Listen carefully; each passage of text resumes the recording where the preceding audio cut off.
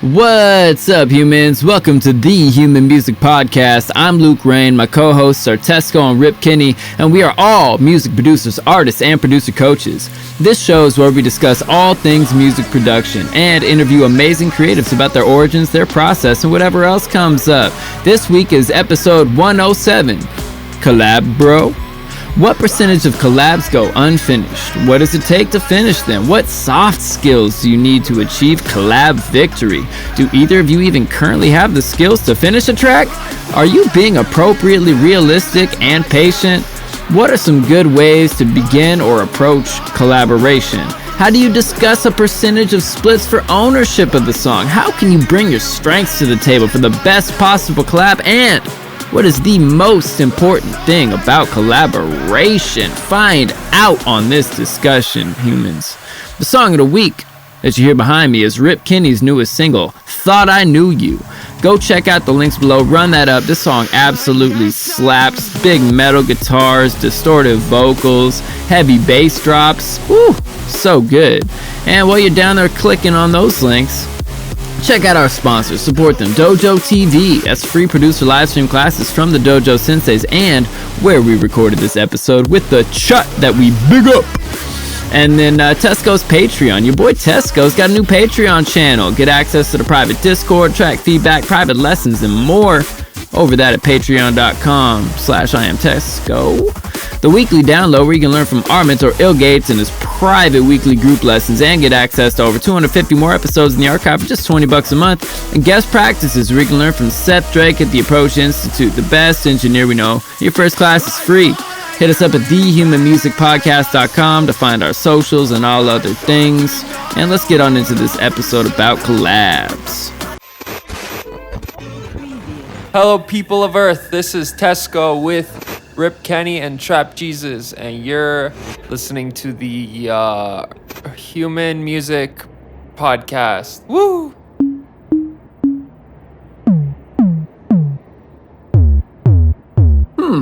Human Music Podcast. I like it. What's up, humans? Welcome back. Howdy. To what are we again? The Some Thump podcast Something with cast. aliens or humans. Is The it humans Thump or Hour. aliens? You know, I'm not sure anymore. You know, I think we'll have to work together to figure this out. The Sentient Life Form Podcast.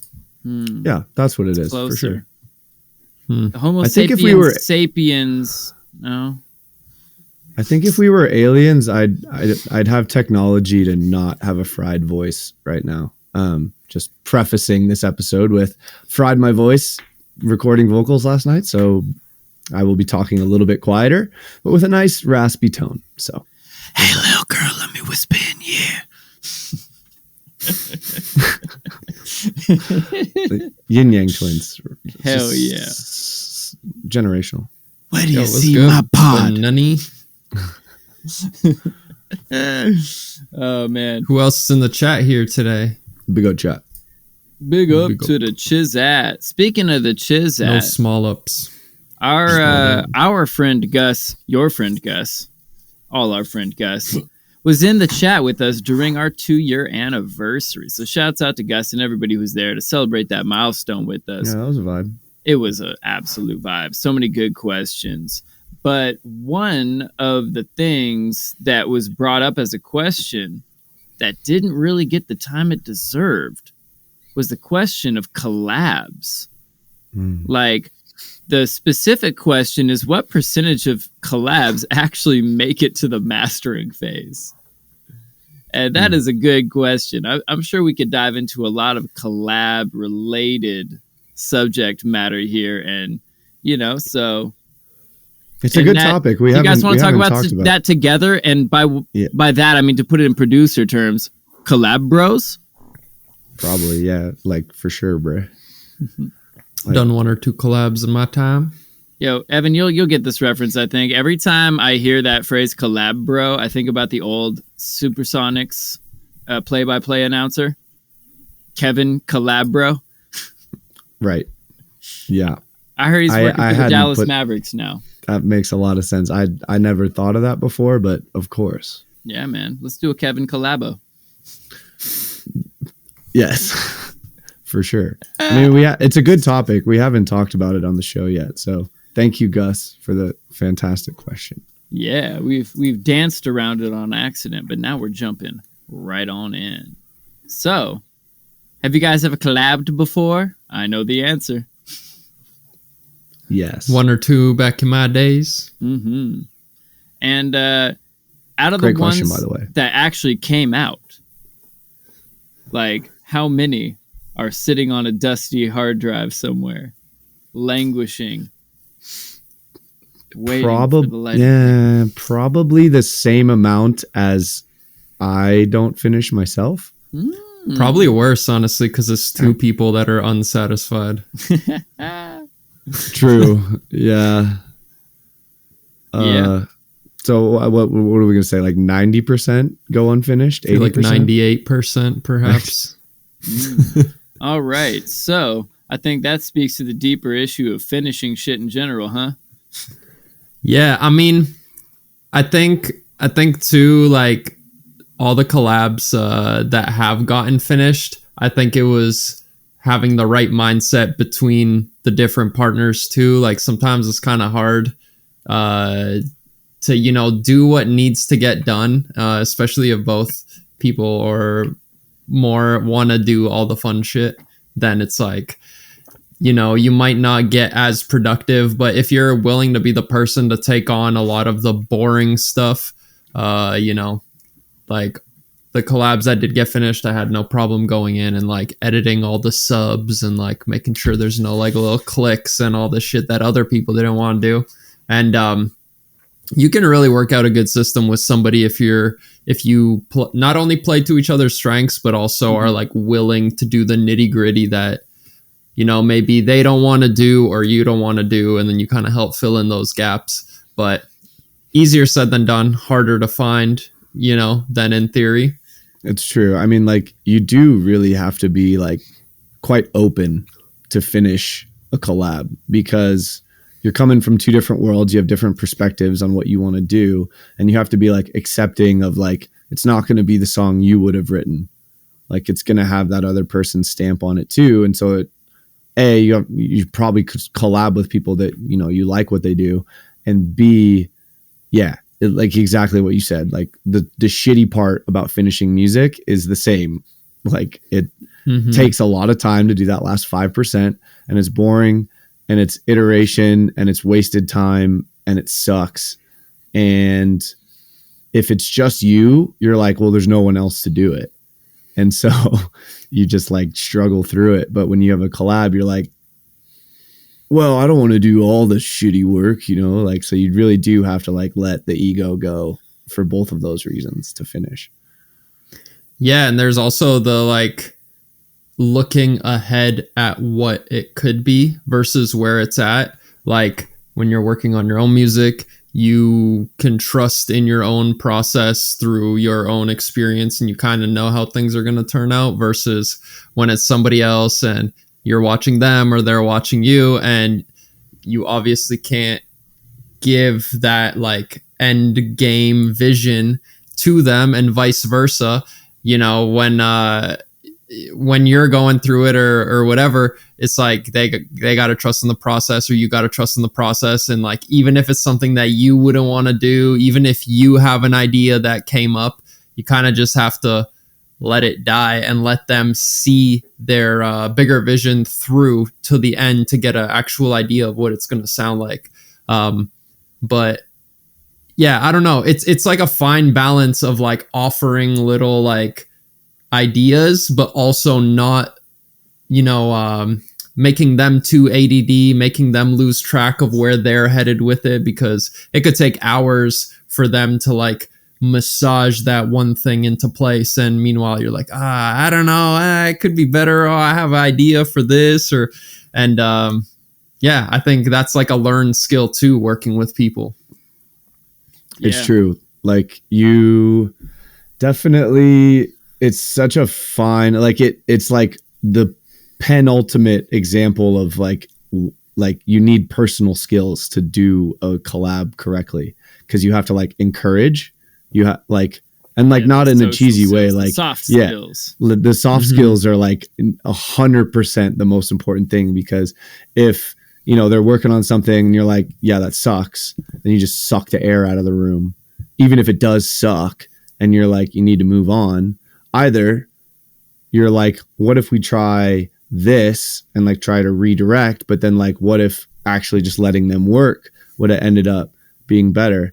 I think a lot of that issue also stems from when there's two people sitting in front of the same computer. You're not going to work. Like unless it's only for fun, and then the music probably will end up good. Like when we were in Montana at Tyson's house, Luke, and the four of us were just like hanging out. Some of us had our computers open, like working on other stuff. But like for the most part, it was like the four of us chilling and taking turns working on a song. But like we didn't have like a goal in mind. We were just like making music for fun. And so nothing was like taken that seriously. You're not like, oh, this has to be so good. You're just like, oh, that's cool. Let me try this. It just seems like a better way to make music either way. It's like following the thread instead of somebody being like, "Arr." Right. But if there's four people, you're done with one computer. If you're like all trying to like seriously like, oh, I got to do this right. But even like two people staring at the same computer, like when someone's working on something and you have ideas about what you would do, like that's not what they're doing. So you can derail them completely, being like, no, move that there. No. A little to the left. No, that's not right. Maybe that's not what I thought. No. Try this. No. And then all of a sudden you suck the air out of the room again. You're making them try to do the idea you have in your head, but you also don't want to be like, work. yo, move over. I got this shit. Right. But, and you just gave up the sticks 5 minutes ago, so it's not your turn again yet. But like, yeah, that's what, when Alter was here, he had his computer, he had his set of speakers and a set of headphones and his own mic and his interface. So we would work on stuff in our headphones. And then as soon as you heard something come on the speakers, you're like, oh, I should turn around and listen. And like, then we like have dialogue about what it is. And like, oh, that's sick. Or like, I like this part about it.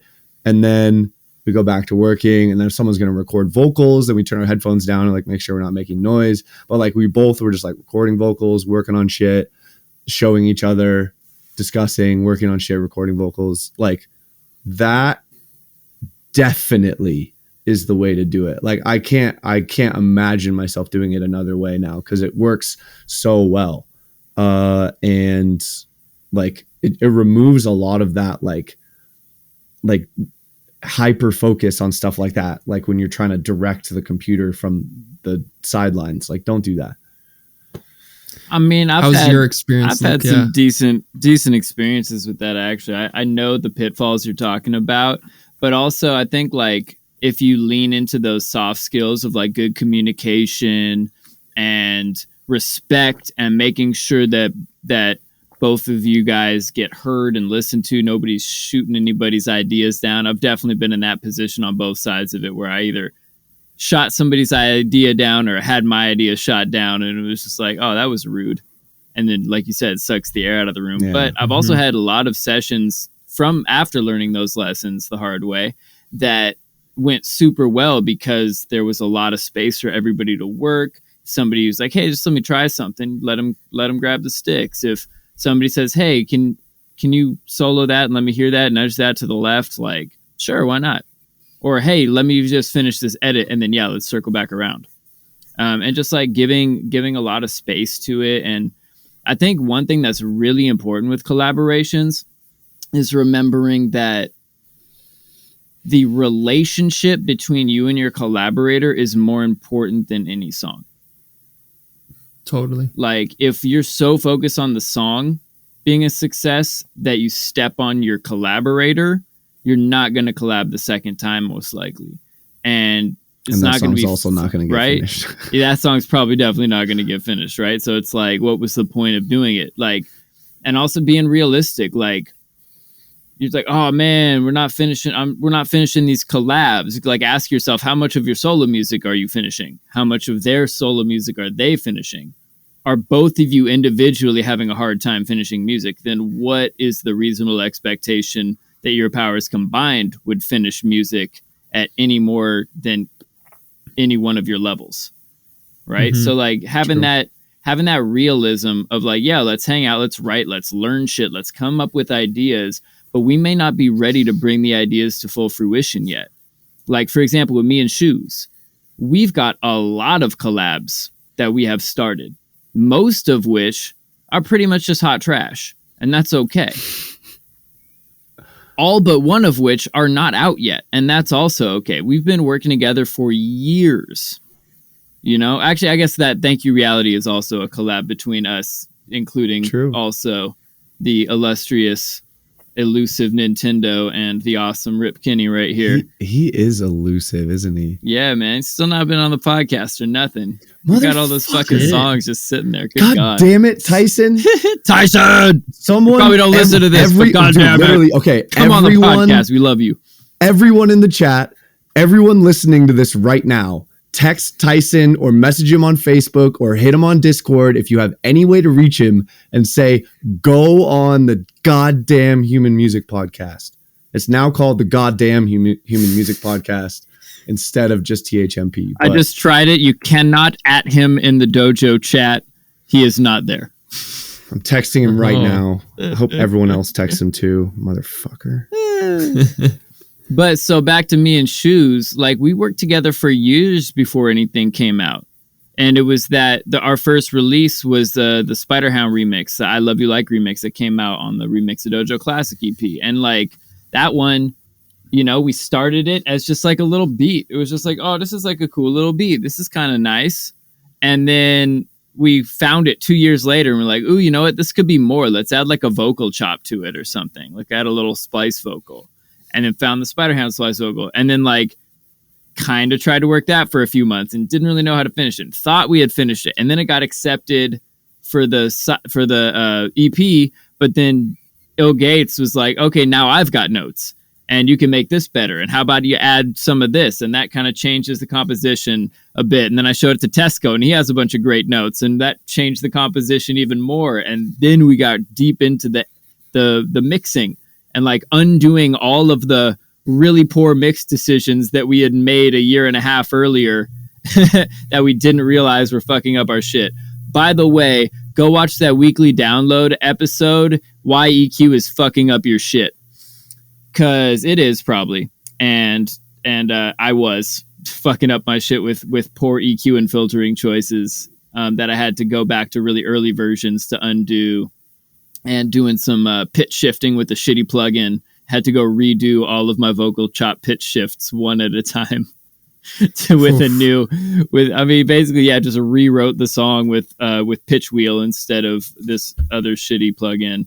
And so it's like, okay, well, you know, sometimes you just got to like, and it took an Il Gates to really help us get over the finish line at the end. Like we could have released it, but it wouldn't have been as good as it is. And so like, that being said, all that, like sometimes it takes you longer to get that first thing over the finish line, but we learned so many lessons on the way of finally getting that one over the finish line that now we have a batch of songs that we wrote before. We're like, what are the best other songs that we got? And there's like 3 more tunes that are all of a sudden pretty close because since then we have gone over the mixes, you know, broken it back down, started the mixes from the ground up again, replace the pieces that weren't working. It was like, oh, this kick just sucks. No wonder we couldn't mix the low end right or whatever, right? Or, oh yeah, look at all this crazy filtering that's making this lead sound brittle as shit. It needs its low mids back. Yeah. Whatever it was, like we were causing a lot of problems that we didn't realize we were causing. And so then now that we can go back and find those projects again, we can like jump on them and be like, oh yeah, okay, I get it. Like now we can move these forwards towards completion. So be patient too, like, and be realistic with yourself. Like keep writing, keep trying to mix it, keep getting feedback and mix critiques and advice, but just be realistic. And you never know, like it might be 2-3 years down the line, but that song can still come out. Don't give up. Just pause, keep writing other shit, keep learning new lessons. Yeah. Honestly, it's really true. I So I've spent like the last 9 months like mixing and mastering for the most part, like, or maybe 6 months. I don't know. It's been a really long time since I've actually written a song start to finish, because it's just been the grind of finishing the album. And I know how things go when I like write new music. It's like my singular focus. But so Shell was out of town this weekend, and after working like 18 hours straight mixing and mastering all week, I was like, okay, I'm going to take the weekend and just write a song to prove to myself that I can still do it. And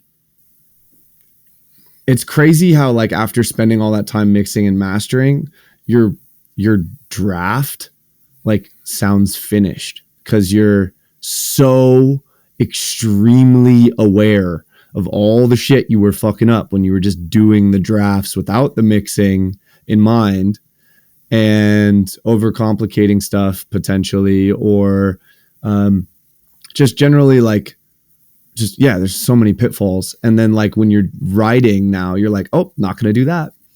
And, oh, there's a way better way to do this. And, oh yeah, well, I already have a transient on that thing, so I'll just roll that off. And then like all this stuff just like snowballs into sounding better without trying. And it's, oh, so much better. But that doesn't happen overnight. And you gotta remember that. Yeah, a big part of the process is taking stuff that you learn from later stages of the process and bringing it forward, knowing how this is going to affect your mix, how this is going to affect your master, and then making more informed decisions earlier on in the process. That's definitely huge as far as workflow. And speaking of workflow, when it comes to collabs, the other thing I found, whereas before I would like normally approach collabs a little more blindly, and it was, you know, just for the fun of it, which is cool, but it was not as intentful.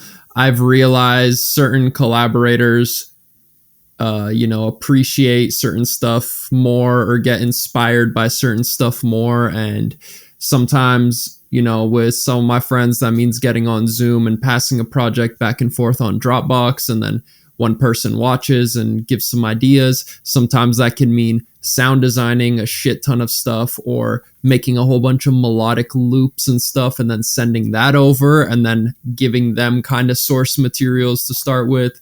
It could be sharing techniques. It could be maybe they have a project file where they have like the first half of a drop and nothing else, and they don't know how to create an intro out of it or something. So I feel like keeping in mind the other person, when you're proposing a collab is definitely a skill that you build up to. And especially if you're trying to finish more collabs and have more collabs with people, I feel like in the earlier stages, it was kind of like, let's just collab with everybody and see what happens. And you have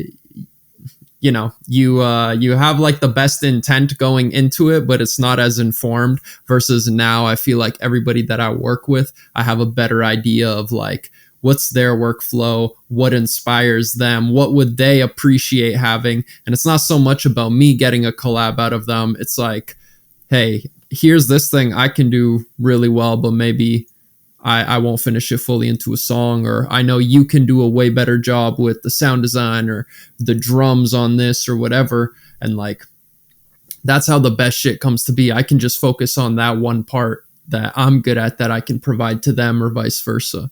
Yeah, I think that's also a really important thing to note here, is that like you have to think about the Venn diagram of both of you as a producer. And like A, in your skill sets, right? If you're both just sound designers, like you're not going to finish that song. Yeah. And B, like in your like musical taste, right? Like you have to be honest with yourself. I mean, like if you're collabing to release a song, like does the Venn diagram of your two styles have a nice center that you both are comfortable releasing that style, right? Like, because there's been plenty of collabs where you work on for fun, but you're like, well, I don't do house music with this project or whatever it is. But if your intention, both of you, is to release it, you have to make sure that like there is a middle ground that you can release. Otherwise, you're going to end up with some like awkward, like trying to rewrite the drop to be heavier later, and they're like, no, like this is synthwave, like I'm not doing that. Yeah. And like, yeah, you gotta think. Or about that. honestly, I love being so out of the loop of what they're doing and being so detached where I can be like, yo, I'll just hop on a session. You don't got to credit me or nothing. And I'll just do this if you want me to, or I'll put a little bit of my spice on it. And yeah, you don't have to put my name on it because it's not in line with my thing, but it's like, I like you as a person. Like, you're the homie. In that one, I would encourage people to, be down to like just be a writer and not be the artist. Because that's real. Like in the, like in the pop and hip hop and R&B space, it's like that's a really common thing for a lot of people. And even like bigger EDM, if you like look at the credits, there's like other writers that aren't credited. You think, oh, I thought it was just those two people. It's like, nah, there's like 7 people on that song. Yeah, and Luke's like, don't drop your bag, man. Like, keep your writer's share. Yeah, keep your writer's share. I mean, if you really want to give away shit for free, I guess. But like, if you're like, if you're friends and you want to help them out, like just come up with like, hey, what does this percentage of what I did feel like for the writers? Like, just come up with let's just come up with 10%. Cool. Yeah. And you never know, like if that song will blow up or make any real money on streaming or whatever. But like you start adding that shit up and some songs start getting getting actual spins, like the money does come in, like it might only come in eventually at, the $25 a quarter and then $50 a quarter. But like still, like you got a catalog out there that could hit. And like you've brought up Russ before, Tesco, like having like 11 albums out before he hit it big. And then all of a sudden everybody who becomes a fan of him from his big singles, like runs back and runs up the whole catalog. And all of a sudden that shit's worth a ton. So, keep your writer's share and keep your writer's share. Say you got a 10% writer's share because you strummed some chords on the guitar and gave it to someone and they used it to start writing the song or whatever. I don't know technically what you would typically split that, but 10% writer's share and it did like 10 million streams. Like what would that actually net you? A lot. Fair amount. I don't think it would. I think it would be like a couple $1,000. That's a lot to me, bro. If somebody's like, if do you want your $2,000? The answer is always yes. I guess in that example, getting 10 million streams is like the 0.001% chance. Hey, that happened to Hayden though. Yeah. A slice he's been on here small twice. Slice of a big pie is still a slice you wouldn't have had otherwise. It would have died on your hard drive. Because that song Run Run, he was co-writer on that song. They ended up reproducing it and re-releasing it as a cassette song. He didn't have his name on Spotify as, featuring Hayden because he wasn't featured on the track.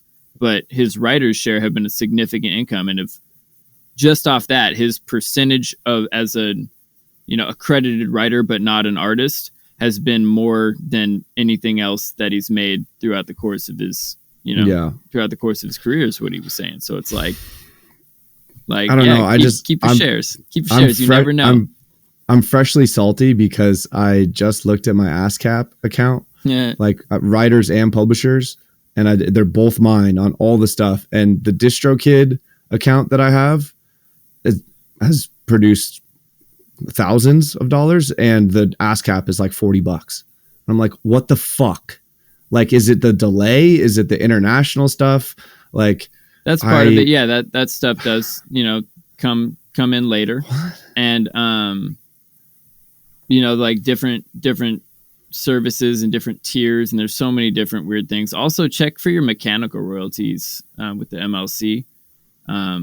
And dude, I did. And they said you ain't got shit. You got zero. Jesus. I'm like, fuck you guys. So it's like, I don't know if it's just the delay, but like I literally after we had that conversation with Hayden, I was like, yup, I'm gonna do this. All the mechanical places were like, yeah, we don't owe you any money. And I'm like, but this song's been out for fucking 2 years. I don't know. Might have got black boxed. That's a possibility. What's black boxed? Like when nobody claims the money, it just goes into the proverbial black box of like, oh, here's all the unclaimed money. And then different services have different ways of finding out how to distribute that. And some of them are just go like, all right, well, since we don't know who this money goes to, let's just like distribute it to the top earners because it was probably theirs maybe. But you should know who it goes to because I've registered all the songs in ASCAP. But ASCAP and the MLC have nothing to do with each other. They're completely different monetary. Well, I guess, right. So the MLC, yes, separate from my point is that like I don't know how the amount, whatever. I ain't got no money from it yet, but it is what it is. Well, Blue the first just very said, many years I had an ASCAP account. I had nothing, and then does it take like years? I mean, it should take like 6 months usually. Well, if it took 6 months, I'd have like, more than $40 for like, I don't know. I mean, like most of the money that I've ever gotten is from that one Bink song that has like 5 million streams. Like, and that one still kicks me a decent little amount every quarter because a bunch of people keep streaming that shit. But yeah, you know, that's not the only stream, and that's not the best, you know, like streaming to a writer's share. That's like not that much of a share, but like getting your little piece of the pies that you are owed and getting it in writing and getting it registered is like a little bit of work, and that could pay off. Right. And like bothering to do your paperwork, because just bother to do the paperwork because you never know.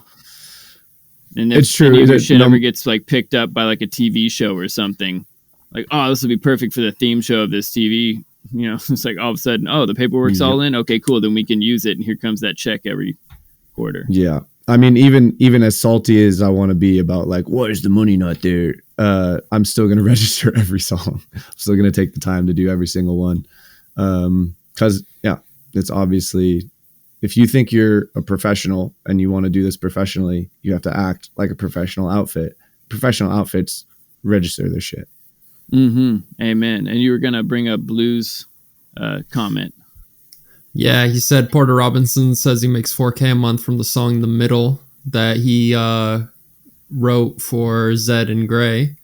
And yeah, it's like, even if you do a 10th as good as they do, that's still 400. And it's definitely not the only song he's co-wrote for, you know.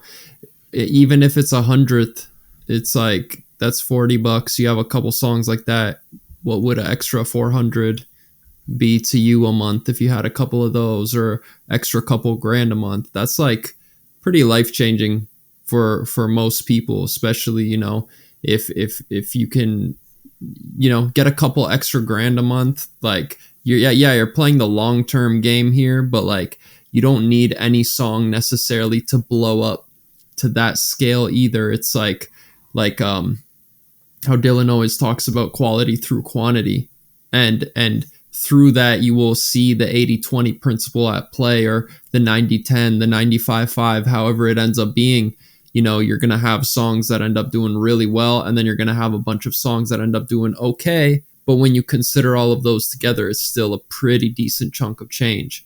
And like I said, even if you have 100th or a 10th of the success of that over a couple tracks, that's life-changing money. If you get, you know, a couple hundred, even a couple extra grand, you can get yourself an extra piece of gear each month, or you can pay rent and have some to put into savings. You can reinvest that back in your business. You could do, you know, whatever. Plus, and that's a song that would have died on your hard drive. Plus, that's passive income. Like, it's not like you're like sitting here doing all this work years down the line to get $40 a quarter. It's the shit you already put out because you were going to put it out anyways, and that you already promoted because you were going to promote it anyways, also happened to pay you back $40 a quarter. Yeah. You know, it's like that cash back bonus on your credit card. I also think about it like this, like, you know, physical music used to be the business medium. You know, it's like, it used to be the business model is you were going to sell, you know, vinyl, cassette, CDs. And that model ended 25 years ago when Napster dropped. Like it's the beginning of the end was in. Like, sorry, bummer, but like it's real. So moving forward from there, what is having your music on the internet? It's kind of an advertisement for your brand as a musician. And your brand as a musician can include live shows. It can include merchandise. It can include education. It can include sample packs. And it can include all these other things that are a more direct medium to make your money. And then how many people's advertisements, if people really like that ad, do they go keep watching the ad over and over, and that pays the person that's advertising back? Like, no other business has that. So that's one way to just kind of like flip the perspective there. Be like, hey, people are like watching the ads for my business's brand over and over because they really like them and sharing them with their friends. Yo, have you seen this ad though? Have you seen this ad for Luke Rain? Yo, this ad slaps. It's called Storm Drain. It's dope. Like, check it out, bro. By the way, go Yeah, stream go check out Storm Storm Drain. Drain. I mean, you know what I'm saying? You know what I'm saying? What you said about passive income is something I've been thinking a lot about lately. As like it's the type of thing that it, like, exactly like you mentioned, the music industry has completely shifted. Like, before, if you had a hot CD that was like, you know, niche, and it was just in a store on a shelf, and you were just relying on people that liked it to tell their friends about it, like, you'd have a limited reach of the passive income that would be generated from, say, if you had an unlimited stream of CD printing. But in the modern age of streaming, if you get a song that Spotify realizes, like, almost everyone in this niche of people likes this song, and they see like, oh, this user likes this, and that he just found this guy and he follows him, so we'll send him this song and they like it. Like, that type of thing, like when stuff shows up on Discover Weekly and Song Radio and plugs it to people for infinity time, as long as Spotify is working, like, it's not just like a super declining passive income. It's actually like exponential, because as that song starts to do better and better, gets more streams, they're like, oh, even more people like this, like, we'll send it to these people too, and it like continues to climb. And that actually, if this is like the future and streaming is around for 20 years, like, if you get a song that hits now, like, that will pay you massively over the next 10, 20 years, however long Spotify or streaming is still a thing. Sir Mix-a-Lot is still cashing checks to buy fancy cars with from Baby Got Back in the early 90s. As he should. 30 years. As he should. Funny, there's this one Serbian song that like blew the hell up on TikTok that my parents like remember hearing as kids, and they're like, this is so stupid. And then like now it just went viral like 20, 25, 30 years later, however long. Did someone do like a trap remix of it, or? Not at all. It just became a meme. It was that helicopter song. Helicopter, helicopter. And then it's like usually people like catchy, spinning around or some stupid catchy. shit. Sounds catchy. They're like, yeah, it was so dumb when it came out. And then people found a way to make it viral, make it funny, whatever. It's like, I bet that guy's cashing in a check off of that, 30 years later, or his kids are. And it's like, you never know how these things are going to go. Even there's some stuff even that's like cringe or poorly produced or whatever that ends up blowing up still, and like that's gonna make you money just because it's not a professional release or something doesn't mean that it can't find its place in the soundtrack of somebody's life or whatever. There's like this popular like little like dubstep track that, in my opinion, is not well produced at all. It's very generic sounding, and it just sounds thin, and everything sounds wrong if you're approaching it from the music producer standpoint of everything has to be right.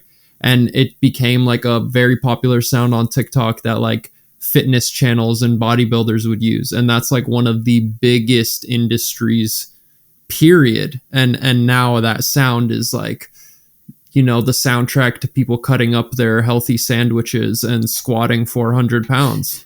Amen. Yeah.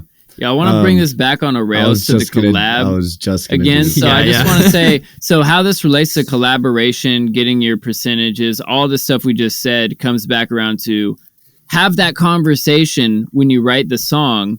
Okay, what does it feel like the fair split on this is? 50-50 is often a great split. Almost always, even splits is the best split. Sometimes that is clearly not fair.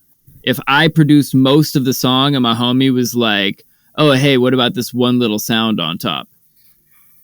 That, you know, it was like a little bit. Yeah, let's have that discussion. What do you feel is fair? 5-10%? Cool. Sometimes it's 25-30%. Cool. But like, just have that talk and remember, like, again, the relationship is important. Like, so be generous with your collaborators and don't get too greedy. How do you whether feel, you're the Luke, small share or the big share? How do you feel if you do most of the work, but they end up getting like a huge ass placement for it? 50-50 on writers, or how should people go about working out that? If you're getting a huge ass placement, hopefully you've already had the discussion and written down and registered and solidified everything. Because if that placement is coming, if this is like find the placement, that's what I'm saying. Like if this is okay, so like, I mean, what do you mean by placement? If you're talking about like with the artist. Yeah, let's just say, yeah, let's not just with say like you do most of the writing, but they get it on fucking Monster Cat, or they get it to if it's a beat, they get it to whatever artist. Yeah, man, I think leverage is real. Like I've heard of situations where people were like they produced a beat and they're trying to get it placed, and then a bigger producer, they sent it to a bigger name producer who had way more connections, and that producer worked the beat a little bit, changed it up, but you know, to the original first producer's ears, not enough to warrant 50%. And then they were like, okay, cool, I got us a placement with such and such signed artist. Let's do a 50-50 split. And I know people that have been like, sure, let's do that. And other people that were like, nah, you don't deserve 50% or top billing, because that person also wants top billing. And then it's like, What's top billing for people that don't know? Oh, like produced by big name producer and also this dude you've never heard of that actually made the most of the beat. But that's the kind of stuff that happens a lot. And it's like on the one hand, like, ask yourself, like, am I really getting fucked over, or did they bring a shit ton to this? Would this even be a conversation we'd be having if I hadn't involved them? Because if not, if you could have got to that artist and you could have gotten the connection, why'd you involve them in the first place? Exactly. If you didn't see the value, why would you send it to them in the first place? So it's like, yeah, I think in that kind of situation, most of the time, especially if you're completely unknown, that's a resume builder. Yeah, I co-produced a track with big name so-and-so on big name so-and-so's album. And people will be like, oh shit, you're legit. Let's pay you money for things. Yeah. That can pay you back. It's the time old tale that 50% of a lot is better than 0% of or 100% nothing. Of nothing. Yeah. 5% of a lot. 100% of 0%. Yeah. But yeah, I mean, the thing about that is like that kind of attitude comes from like a scarcity mindset, right? You're like, oh, this is my best beat. Like, oh, I can't, or like, no, you can't really think like that in a collab. And I was actually thinking about this the other day. Like, if you're really, really precious about your creative ideas, like ask yourself why. Is it because like you think you can't make another one that's better? It's the same thing about like working on a song yourself. I mean, this ties into collaboration, but if you're like working on something and you have an idea and it's not really working, but it's kind of working, and you're like, no, but it has to work because you're like, oh, I thought it was so good. Like, is it because you're afraid you can't make something better? Really, why are you thinking like that? And it's just letting go of that ego, the Gollum attitude about precious. Your ideas. Thanks, Blue. And your work. You have put in a lot of work to get where you are now, and your creativity doesn't just turn off and dry up, although that is like the scary thought that your conscious tries to shove down your throat, like, oh, you'll never make anything better, this is the best, you got to protect it, you got to beat people up over it. Like, No. Like if you were good enough to make that one, you'll probably make another one just as good. And if you're in a situation where somebody else, sorry for cutting you off, man. You have something. No, you're good. If you're I'll just basically say the rest of it, which is like, it just comes down to being confident that it's not the only good idea you'll make. It's not the only good song you'll make. It's not the only good whatever. But in a collaboration, being too precious about your ideas also completely fucking kills the vibe. So you got to be open. Yeah, absolutely agree. Being too precious is too damn precious. Like, man, I kind of lost what I was gonna say. Fuck. All right. Somebody else, quick, save me. Bunny's got a good question here. What if you're on the other side of the spectrum and you feel like you can't / won't make anything up to snuff? Practice more. Practice more. Yeah, make sure you actually have value to provide going into collabs. But the other thing is too, like we said earlier, like if your strengths are in sound design and like you say you've been producing for a year or two and you're good at sound design and drums, and your partner is also good at sound design and drums, and that's all either of you focus on, then that's not gonna make neural hop. My point is though, like you gotta, I'd be willing to bet in your time producing, if you feel like you have weak areas, you probably also have strong areas, because if you're putting in a decent amount of time to learn your craft, you've developed skills in certain areas. And the time you spent developing those areas is time that you didn't spend developing the other areas. Find somebody that's a good match for you. There's a lot of people out there that have no idea how to do the parts that you can do. And if you what was I gonna say here? Basically, like it can feel like what you know is common knowledge, and everybody it can feel like what you know is common knowledge and everybody knows that. But like to some people, sound design is a total mystery. Arrangement is a total mystery. This, that. Yeah. And not everybody knows what you know. That was a big realization that helped me get out of that mindset of like, what if I don't have anything to provide? Because once you do a couple collabs, you realize like not everybody is as well informed as you are on specific things. Not everybody has watched that, artist interview or been inspired by these artists that you are, and you do have something unique to bring to the table, even if you're like Goose, who says he's strong at fucking things up. That's good. Some people are way too proper. Some people are way too precise and specific, and they need more chaos. Yeah, honestly, the precise, like specific, like I'm good. It has to, I could do this, like that also, like if you're worried about like making the best thing ever when you collab with someone you respect, like you're gonna fuck it up. Like everyone at every level has sat down to do a collab and at some point in that session made an idea that was just fucking garbage. And that happens to everyone. You can't be like, oh no, I'm good. I'm gonna make this good. Like, no, that doesn't. No, like just relax, have fun. Like the good ideas don't come from that mindset. I know, like even the reason that I brought this up is because after not having written music for a while, I'm sure a lot of people like Bunny Banuni.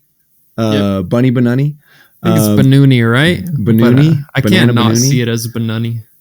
I think like part of what you're saying there is like something that I was feeling like what if I'm not, like what if I can't write something that I feel like is as good as the stuff that I've written, like because I haven't written in a while. Like what if I get a bunch of writer's block after doing this album because I haven't written music? And I had that like, oh shit, like oh okay, oh no. But like when you feel like that, and what ended up working out was just have fun.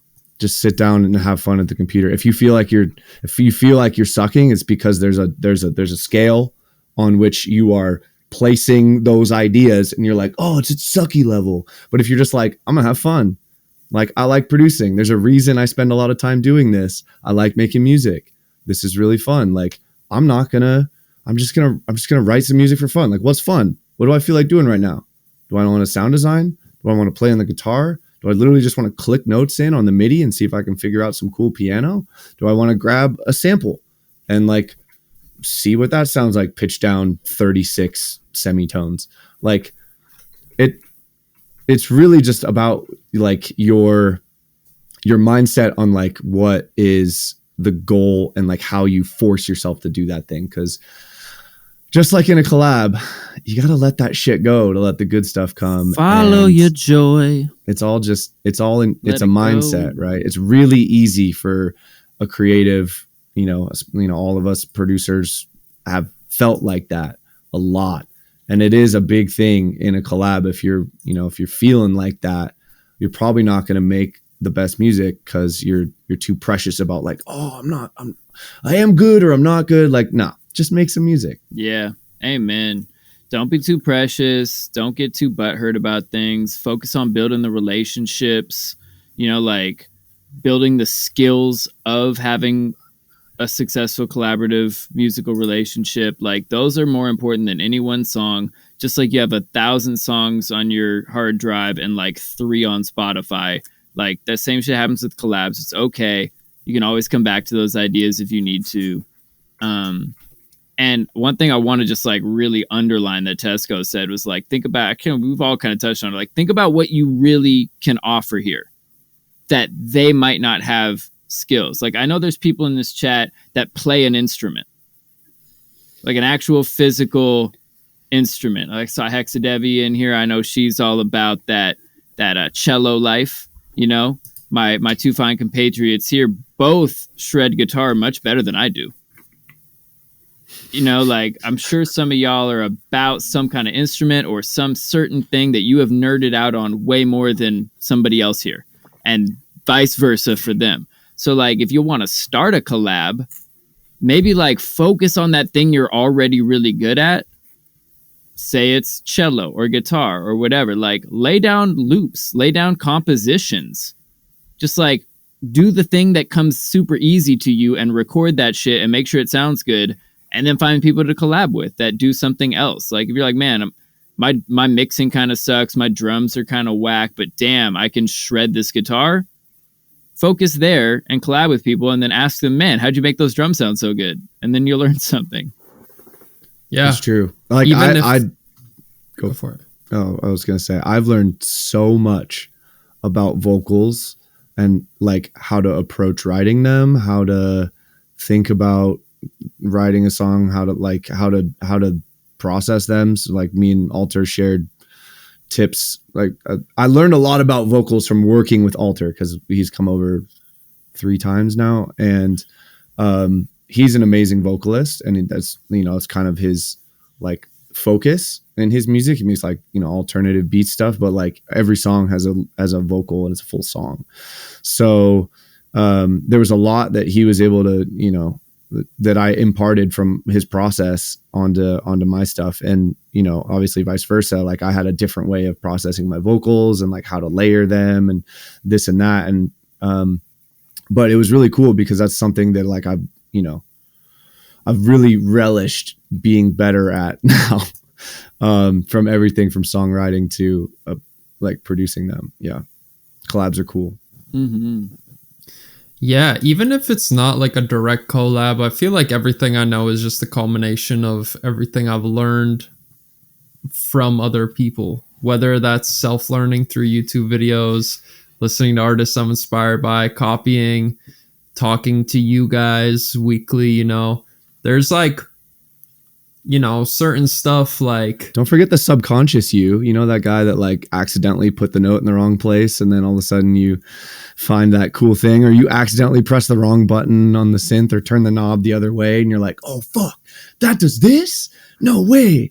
So yeah, it's basically anyone but conscious me is the culmination of everything I've learned. And like certain stuff I've like has really, really resonated with me. Like I remember the first session I did with Luke, which is when we first got talking.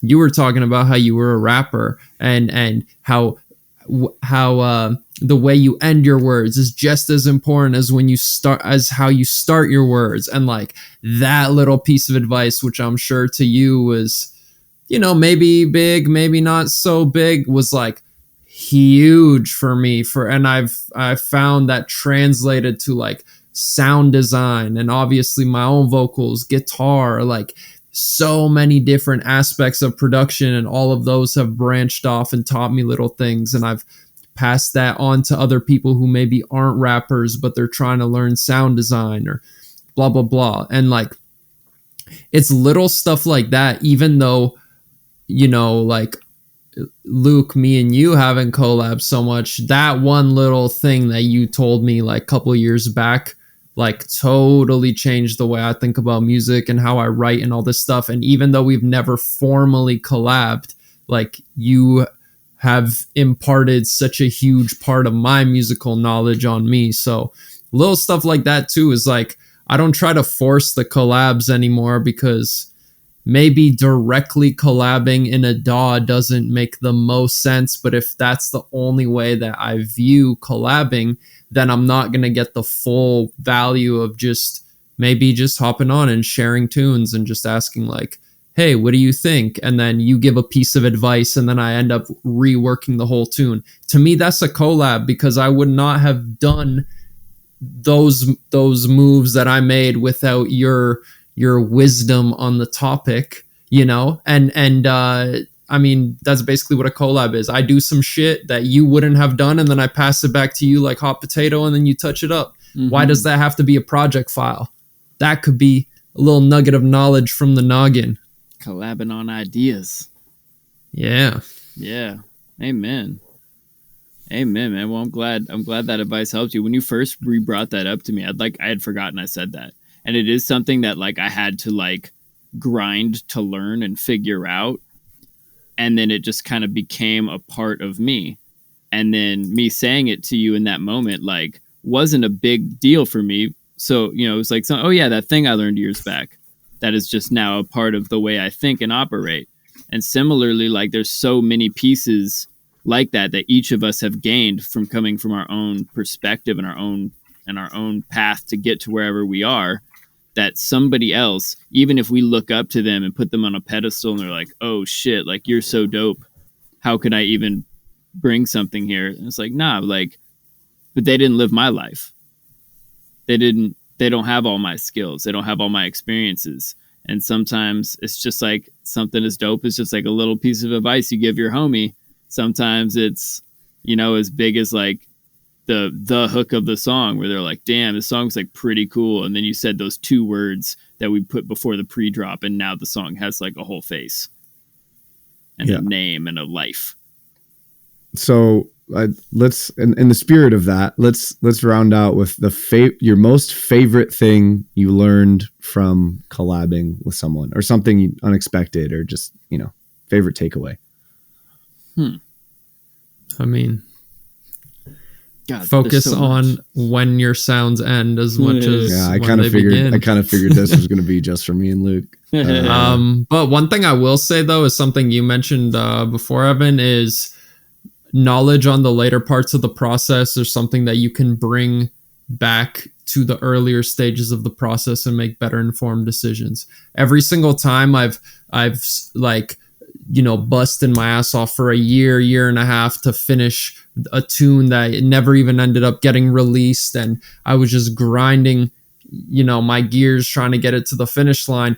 All that advice I got from Dylan, from Luke, from Evan, from all the people that helped me get it there just so it could die in the graveyard, it's all made me make better decisions in my writing now, and it's the reason I can finish tracks much quicker now. So you definitely don't forget that stuff after you like slave away for a year and then somebody just shreds it apart, and then you very painfully apply that knowledge. You're never going to forget that at the beginning of the process anymore. Yeah. That's real. Mine is a little specific and related to what I just said, but like, oh my God, I can't believe I didn't know this, and I never would have known it either. So I have an Apollo, a UAD Apollo. Alter also had an Apollo, and he has the entire UAD suite of plugins that him and his homie bought from some church that was offloading their seats, and it cost him an arm and a leg. but he has every plugin that he would ever want. And he was like showing me his vocal chain that he records into on the way in. And, you know, he used like, he had a bunch of nice stuff on there. And I was like, oh, I don't really have any of that, but let's see. Like you get 6 free plugins with the UAD stuff. And one of them is an LA2A emulation. But it's like before it converts the analog to digital in your computer. And I didn't even really know that until I looked up like, oh, UAD plug, you know, what are the best UAD plugins that come stock to like, you know, compress on the way in. And I realized like after watching this video, I was like, holy shit, like this compressor that came with the Apollo that I can put on my vocals on in the console app is emulating the circuitry of a compressor before it converts it to a digital signal. And it is not the same as compressing afterwards. Like even just a compressor on the way in, I can fucking scream as loud as I can, blow out my vocals, and it barely fuzzes out. Like literally, like you would be so bricked and shitty in Ableton if you tried to compress it like afterwards or clip it on the way in or any of that. But somehow that it's like literally like a magic fix for my vocals, because I like never know the tone that I want to use, and I never know the volume that I'm singing at. I just want to be able to rock up and yell some shit or softly say some things. And it's all like it was always a struggle because you get the hot take that's the best one and it just is distorted and you're like, fuck, I can't do that one again. So that has been a huge game changer for me. Mm-hmm. That's crazy. I never knew about the analog versus digital on the way in on the Apollo, but that makes sense. I've been in dope studios where they have like actual LA2As or actual like, you know, tube techs like that the mic plugs into before it goes into the Pro Tools converter. And like you hear the way the vocal comes out and you're like, oh yeah, I see why you have that expensive shit right there. That makes sense. That sounds amazing. And you don't even barely have to do anything to it after. So makes perfect sense. For me, I think like, I'm just going to reiterate this again. Collabs come between humans, and the human part of it is the most important part, right? Like be patient with all the rest of it. Be patient with yourself as a person that's learning and growing and figuring out how to finish music. Be patient with your collaborators. Be interested in hearing what they have to say, because that's where synergy happens. Focus on making sure that your relationship with those collaborators is the most important thing in the room. More important than the song, more important than the outcome, more important than whether the shit comes out. Because like we said, most of them don't. Yeah. But the times where you do get dope collabs are because you and them liked hanging out and working together in whatever capacity it was so much that you kept doing it to the point where you're like, oh man, they hit you up and like, yo, you remember that song from 2 years ago? I found that. We should open that back up and finish it now that we're good. Yeah. Yeah. I mean, like, I couldn't have said it better myself. It really is the center point of this discussion. And like, even to go more macro than that, like if you got the most successful music career of your dreams and stepped on everyone's toes and made enemies the whole way, and you had no one to hang out with at the top, you would be a very sad person. So just in general, music life, be nice to your friends or anyone. Yeah, Dylan always says, humans. Who are you going to high five at the top of the mountain if you climb it alone? Amen. Amen to that. And with that, humans, climb mountains with friends. And do drugs with the people you love. Peace. Yes, peace not among crack, worlds, guys. Yeah, I'm mostly talking about mushrooms. Woo! Yeah, of course. Love you, chat. Bye. Much love. Thank Big you up, for chat. tuning in Big up. as always. Woo! Big up chat for putting up with my raspy voice, or maybe you liked it better. I don't know. Oh, it's so You sexy. sound like a hunk. I the vocal takes, like it with the rasp, they're better. They sound better. Can't wait for album number 2, buddy. Woo! Oh, fuck that. That's gonna be in 10 years. Singles only. I like it. All right, humans. Thank y'all so much for being here. We truly appreciate you. Make sure to go hit us up at thehumanmusicpodcast.com, or you can find our socials, which are at The Human Music Podcast or at Human Music Pod on Twitter. Support our sponsors like Dojo TV. That's where we recorded this here episode you just heard. You could have been in the chat with us. And you get a lot of other cool things like free producer live stream classes from the Producer Dojo Senseis. There's live track feedback. There's all sorts of good stuff. Tesco's Patreon, where you can get access to his Discord, track feedback, private lessons, and more. The weekly download, where you can learn from Il Gateson's private weekly group lessons and get access to over 250 more episodes in the archive for just $20 a month. Best deal on the internet if you're a producer, if we're being honest. And guest practices, where you can learn from Seth Drake at the Approach Institute, the best engineer we know. Your first class over there is free. Song of the week is Rip Kenny's Thought I Knew You. This shit slaps. You're hearing it right now.